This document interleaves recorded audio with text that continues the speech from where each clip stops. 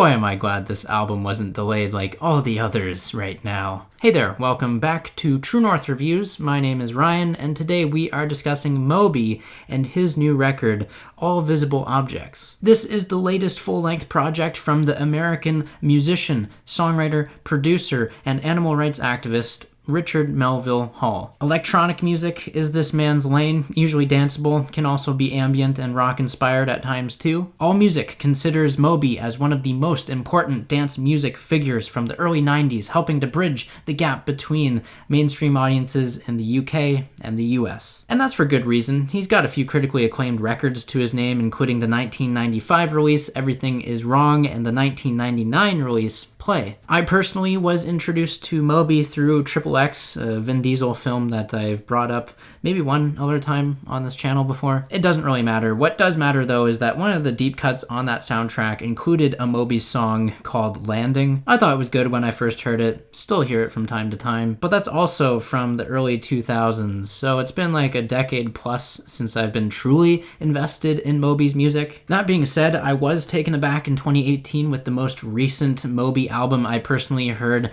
Everything Was Beautiful and Nothing Hurt. And yes, I skipped out on the 2019 release of Long Ambient's 2 project because, as the title would suggest, it was full of sleepy music, 3.5 hours to be exact. Speaking of the 2018 record preceding it though, it saw a commendable return to form as Moby went back to his downtempo roots. It ended up being a decent project, and the main strengths definitely do translate onto this new project, All Visible Objects. For example, the Roxy Music cover of My Only Love is incredibly ethereal and awe-inspiring. The track makes me feel like I'm floating in deep space. Another cut that could have been on the previous album is One Last Time. It has the same kind of melancholic down-tempo production, and then you add in David Bowie-like vocals, and yeah, it's got my attention. Now, while Moby includes songs that are reminiscent of his 2018 record, he explores more of this ambient sound too, the track Forever being the prime suspect there. This is an absolutely enthralling piece of music, very contemplative.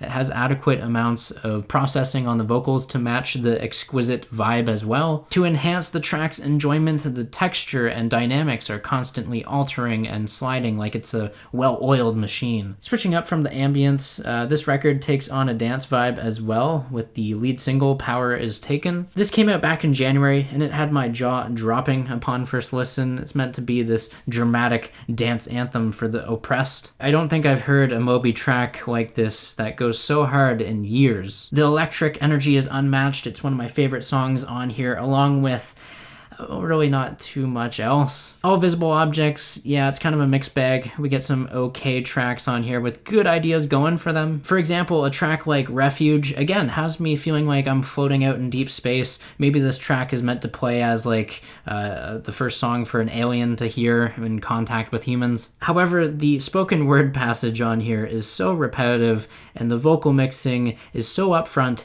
and in your face, it just doesn't suit the spacey backdrop that the track sets up for itself. Another cut, Too Much Change, is a nearly 10-minute track that starts out pretty well. It has a dimly lit piano and adds in some ghostly synthesizers along the way too. It just doesn't hook me in for 10 minutes of just repetitive vocal lines. Now, while I say that, Too Much Change is actually one of the more tolerable tracks on here because it sets up this ambient and comforting mood for the record. Meanwhile, the song Tecie just throws all of that out the window. It essentially halts all stylistic progression and flow this record had going for it. And I guess there's meant to be like this tambourine or hi-hat on here, but the percussion sounds like an incessant grasshopper. Seriously, the noise is so jarring you'll forget about the other instruments that are buried beneath the mix. Another unfortunate downside for this record comes on the song Rise Up in Love.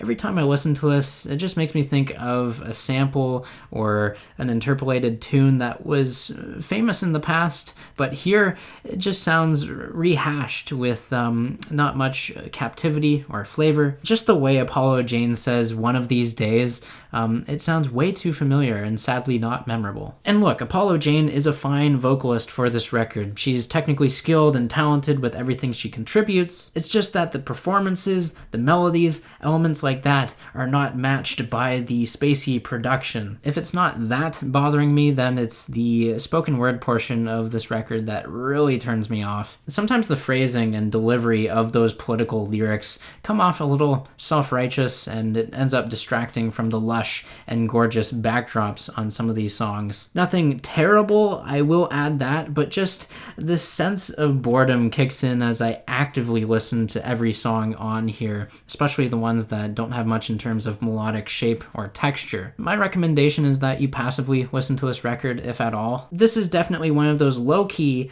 low-energy, lethargic type records that burns late into the night as you're up late too, you're working on a paper that you know you have to submit by morning, but you're like, I'm a master procrastinator. Let's revel in the deep thoughts of all the other life decisions I've made. I've been there far too often. Quite frankly, it haunts me at this point. Now, with a good portion of this record sounding pillowy and enthralling, All Visible Objects unfortunately feels tied down to its long and drawn-out compositions. It honestly has me picturing Moby sitting down to play something, and in his mind, he's coming in with this preconceived notion that every song has to be at least 5.5 minutes, and if he doesn't reach that, it's like, oh, gotta play some more, gotta hit that 5.5 minute mark, no matter how dead or fizzled out the ideas are. So yeah, I kind of dug into that record quite a bit. At the end of the day, though, I'm kind of indifferent to it. It's just that the roller coaster of emotions I get between one song being really good and another not being so good, I don't really get on board with that. But if I'm picking out decent songs, half of this record ends up being okay. Because yeah, there are some special moments to be had on this record. Just as a whole, it's not very focused sonically or with its production. With all that being said, I'm feeling a 5 out of 10 on Moby's latest LP. Make sure you sound off down below in the comments. Tell me what you guys think of this music. Agree or disagree. I'm here to engage with you guys. Leave a like, subscribe if you're new in town. I'd appreciate that very much. As always, thanks for watching, and have a rockin' day.